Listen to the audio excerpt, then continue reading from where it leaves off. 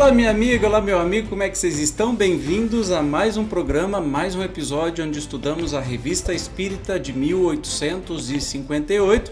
Ainda estamos no mês de janeiro, nos próximos 2 episódios ainda é sobre o mês de janeiro.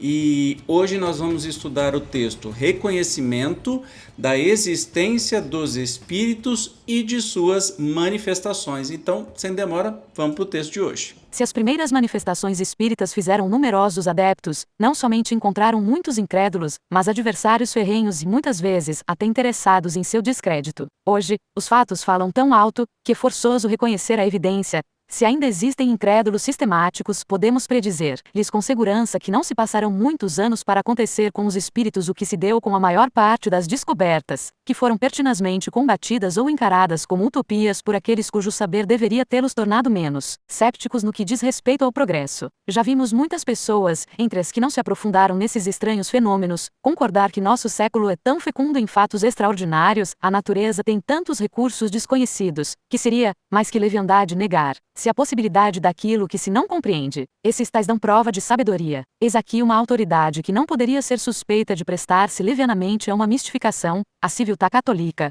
um dos principais jornais eclesiásticos de Roma. Reproduziremos, mais adiante, um artigo que esse jornal publicou no mês de março passado, no qual se verá que seria difícil provar a existência e a manifestação dos espíritos por argumentos mais peremptórios. É verdade que divergimos deles sobre a natureza dos espíritos, não admitem senão os maus, enquanto admitimos bons e maus, é um ponto que abordaremos mais tarde, com todos os desenvolvimentos necessários. O reconhecimento das manifestações espíritas, por uma autoridade tão grave e tão respeitável é um ponto capital. Resta, pois, julgá-las. É o que faremos no próximo número. Reproduzindo o artigo, o universo faz preceder das seguintes e sábias reflexões. Olha que interessante, então vamos entender, né? Claro, todo mundo, na época de Kardec, negava a existência do espiritismo, né? E era ferrenho, especialmente a Igreja Católica. Mas ele traz aqui, no primeiro mês da edição da revista, um trecho da revista Jornal Eclesiástico, não é revista Civiltà Católica, né?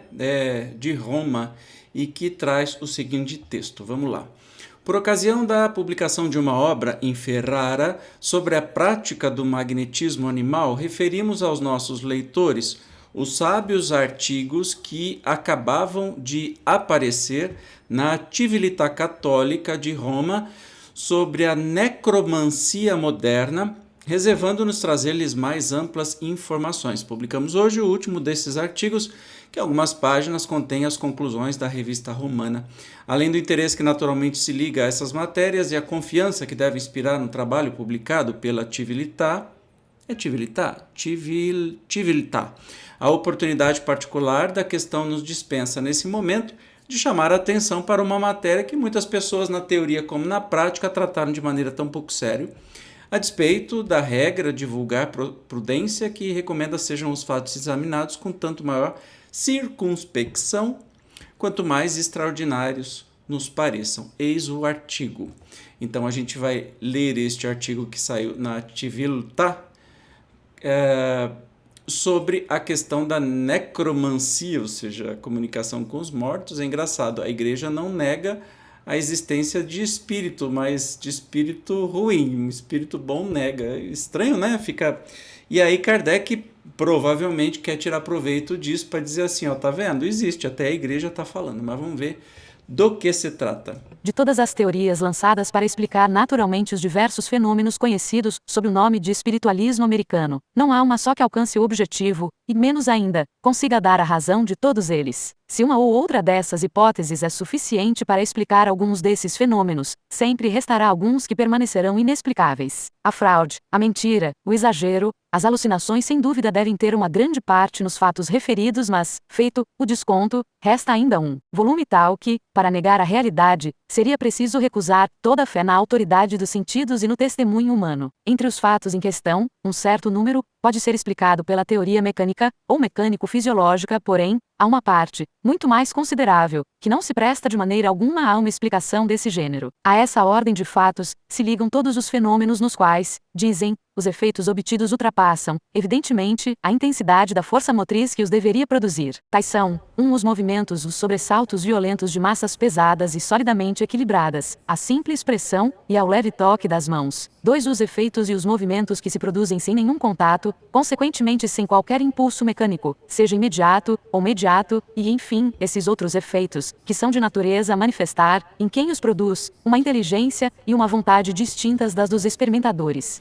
Para dar razão dessas três ordens de fatos diversos, temos ainda a teoria do magnetismo, mas por maiores que sejam as concessões que se lhe disponha a fazer, e mesmo admitindo de olhos fechados todas as hipóteses gratuitas sobre as quais ela se funda, todos os erros e absurdos de que está repleta e as faculdades miraculosas por ela atribuídas à vontade humana, ao fluido nervoso ou a quaisquer outros agentes magnéticos, jamais perderá essa teoria com o auxílio desses princípios explicar completamente como uma mesa magnetizada por um médium manifesta em seus movimentos uma inteligência e uma vontade próprias, isto é, distintas das do médium e que, por vezes, são contrárias e superiores à sua inteligência e vontade. Mas eles estão narrando o que acontece para dizer que isso não existe? Curioso, agora estou começando a entender porque Kardec está querendo colocar esse texto aqui, mas vamos continuar.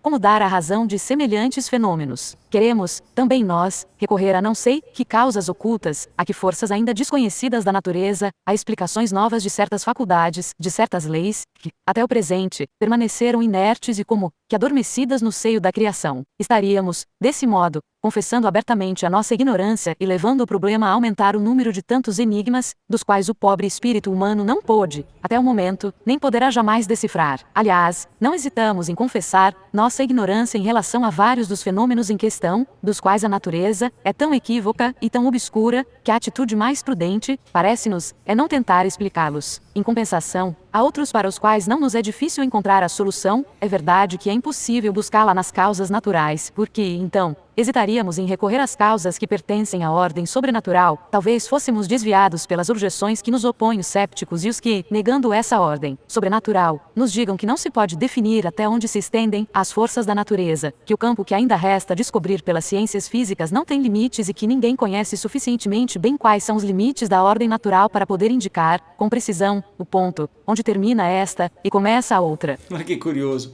Não queremos explicar. A gente sabe que isso existe, que é sobrenatural, mas a gente não quer explicar, não convém explicar. Lembrando que muitos fenômenos mediúnicos dos ditos santos da Igreja Católica são explicados pelo Espiritismo. Olha que curioso, né? E a Igreja admite que isso acontece, né? Como dupla vista, uma série de outras coisas, a Igreja admite, porque admite que a pessoa é santa por causa daquilo. Doido isso, né? Então, na verdade, se a igreja fosse esperta, teria se unido ao Espiritismo, porque a guerra não é contra as religiões, quem acredita que existe vida após a vida. É contra os céticos, os materialistas, né? Mas enfim, vamos continuar. A resposta a tal objeção parece-nos fácil, admitindo que não se possa determinar de modo preciso o ponto de divisão dessas duas ordens opostas, a natural e a sobrenatural. Não se segue daí que seja impossível definir com certeza se um dado efeito pertence a esta ou aquela. Quem pode no arco-íris distinguir o ponto preciso onde acaba uma cor e começa a seguinte? Quem pode fixar o instante exato onde termina o dia e começa a noite? Entretanto, não há um só homem, por mais limitado que seja, que não se distingua se tal zona do arco-íris é vermelha ou amarela, se tal hora é dia ou noite. Quem não percebe que, para conhecer a natureza de um fato, de modo algum é necessário passar pelo limite onde começa ou termina a categoria a qual o mesmo pertence, e que basta constatar se tem os caracteres peculiares a essa categoria? Ou seja, a gente está confirmando que existe, mas assim, não tem explicação não, tá? Não pergunta porque isso é mistério de Deus. E aí a gente sabe de onde vieram os dogmas, né? Acredita. Por quê? Porque eu estou falando. Mas por quê? Não questione, né? É um costume muito natural da igreja. Continuando. Apliquemos essa observação tão simples à presente questão. Não podemos dizer até onde vão as forças da natureza, entretanto, dando-se um fato podemos dizer, muitas vezes, com certeza, segundo seus caracteres, que ele pertence à ordem sobrenatural. E para não sair do nosso problema, entre os fenômenos das mesas falantes há vários que, em nossa opinião, manifestam esses caracteres da maneira mais evidente, tais são aqueles nos quais o agente que move as mesas age como causa inteligente e livre, ao mesmo tempo em que revela uma inteligência e uma vontade próprias, isto é, superiores ou contrárias à inteligência e à vontade dos médiums, dos experimentadores, dos assistentes, numa palavra, distintas destas, qualquer que seja o modo que ateste essa distinção. Seja como for, em casos tais somos forçados a admitir que esse agente é um espírito, e não é um espírito humano, estando, desde então, fora dessa ordem, dessas causas que costumamos chamar naturais, daquelas que não ultrapassam as forças do homem. Tais são precisamente os fenômenos que, como dissemos acima, resistiram a toda teoria baseada sobre princípios puramente naturais, enquanto na nossa eles encontram mais fácil e clara explicação, pois todos sabem que o poder dos espíritos sobre a matéria ultrapassa de muito o poder do homem, e porque não há efeito maravilhoso, entre os citados da necromancia moderna, que não possa ser atribuído à sua ação. Uai, você está entendendo? Eu não estou entendendo muita coisa, não. Onde se quer chegar com esse texto? Lembrando que esse texto aqui é daquela publicação católica, tá? Continuando. Sabemos perfeitamente que, em nos vendo colocar em cena os espíritos, mais de um leitor sorrirá de piedade, sem falar dos que, verdadeiros materialistas, não acreditam na existência dos espíritos e rejeitam como fábula tudo quanto não seja matéria ponderável e palpável, como também aqueles que, admitindo que existem espíritos, negam-lhes qualquer influência ou intervenção no que diz respeito ao nosso mundo. Há, em nossos dias, muitas criaturas que, concedendo aos espíritos o que nenhum bom católico lhes poderia recusar, isto é, a existência e a faculdade de intervir nos fatos da vida humana, de maneira oculta, ou patente, ordinária, ou extraordinária, parecem todavia desmentir sua fé na prática, e considerar como uma vergonha, como um excesso de credulidade, como uma superstição de mulher velha, admitir a ação dos mesmos espíritos em certos casos especiais, contentando-se, em geral, em não negá-la. Em verdade, há um século zombou-se tanto da simplicidade da Idade Média, acusando-a de ver espíritos, sortilégios e feiticeiros por toda parte, e tanto se invectivou a esse respeito, que não é de admirar que tantas cabeças fracas, querendo parecer fortes, experimentem agora repugnância, e uma espécie de vergonha em crer na intervenção dos espíritos. Mas esse excesso de incredulidade não é menos despropositado do que em outras épocas o foi o excesso contrário. Se, em semelhante matéria, crer em demasia, leva a vãs superstições, por outro lado, nada querer admitir conduz diretamente à impiedade do naturalismo. O homem sábio, o cristão, prudente deve, pois, do mesmo modo, evitar esses dois extremos e manter-se firme na linha intermediária. Aí estão a verdade e a virtude. Agora, nessa questão das mesas falantes, para que lado nos fará inclinar uma fé prudente? Você está vendo a confusão? Não, é bobagem acreditar. Mas que existe, existe. Mas é bobagem acreditar. A primeira, mais sábia das regras que nos impõe essa prudência, ensina-nos que, para explicar os fenômenos que oferecem um caráter extraordinário, somente se deve recorrer às causas sobrenaturais, se as pertencentes à ordem natural não forem suficientes para os explicar. Em compensação, daí resulta a obrigação de admitir as primeiras, quando as segundas são insuficientes. Ok, né? É justamente o nosso caso. Com efeito, entre os fenômenos de que falamos, há aqueles para os quais nenhuma teoria, nenhuma causa puramente natural poderia dar razão. Assim, pois, não é só prudente, mas necessário mesmo procurar sua explicação na ordem sobrenatural, em outras palavras, atribuí-los a espíritos puros, visto que fora e acima da natureza outra causa possível não existe. Perdoem a minha burrice, mas eu estou entendendo cada vez menos. Como é que é? É lover ou hater? Esse artigo é de um hater ou é de um admirador? Não estou entendendo nada. Eis uma segunda regra, um critério infalível para se afirmar, a respeito de um fato qualquer, se pertence à ordem natural ou à sobrenatural, examinar-lhe bem os caracteres e, conforme eles, determinar a natureza da causa que o produziu. Ora, os fatos mais maravilhosos desse gênero, os que nenhuma outra teoria pode explicar, apresentam caracteres tais que não só demonstram uma causa inteligente e livre, mas ainda dotada de uma inteligência e de uma vontade que nada tem de humano. Portanto, não pode essa causa deixar de ser senão um espírito puro assim, por dois caminhos, um indireto e negativo, que procede por exclusão, o outro direto e positivo, fundado sobre a própria natureza dos fatos observados. Chegaremos a essa mesma conclusão, a saber, que entre os fenômenos da necromancia moderna há pelo menos uma categoria de fatos, que, sem nenhuma dúvida, são produzidos pelos espíritos. Somos levados a essa conclusão por um raciocínio tão simples, tão natural que, aceitando, longe do temor de ceder a uma imprudente credulidade, julgamos, ao contrário, fazer prova de uma fraqueza e de uma incoerência de espírito indesculpável, caso recusemos. Para confirmar a nossa asserção, não nos faltam argumentos, mas, sim, espaço e tempo para desenvolvê-los aqui. O que dissemos até o momento é suficiente e pode resumir-se nas 4 seguintes proposições. Gente, eu tô passado. Como assim? Não nega? Espírito puro? Juro que essa publicação é católica?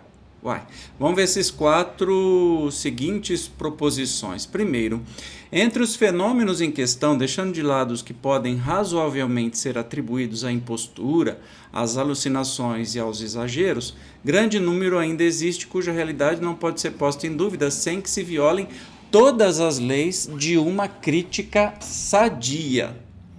Interessante, nada difere do que a gente pensa, né? Segundo, todas as teorias naturais que expusemos e discutimos acima são impotentes para dar uma explicação satisfatória de todos esses fatos. Se explicam algumas, deixam um grande número, e estes são os mais difíceis, totalmente inexplicados e inexplicáveis. Então, aconselho estudar a doutrina espírita, você vai ver que tem muita resposta aí.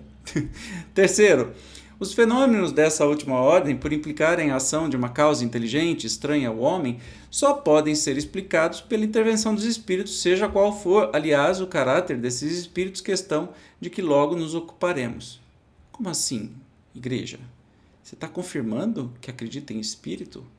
Não existe só o Espírito Santo? Tá, faz sentido, né? Porque e os anjos são o quê? Né? Enfim, continuando. Quarto.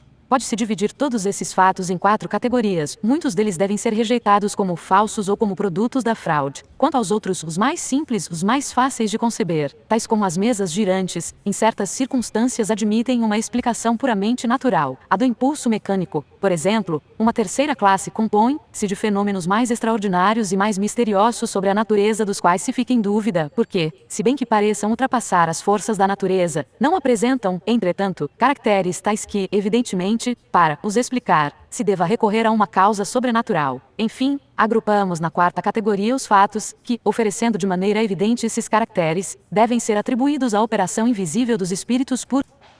Espíritos puros. Aí vem um questionamento que eu bati o olho, achei interessante.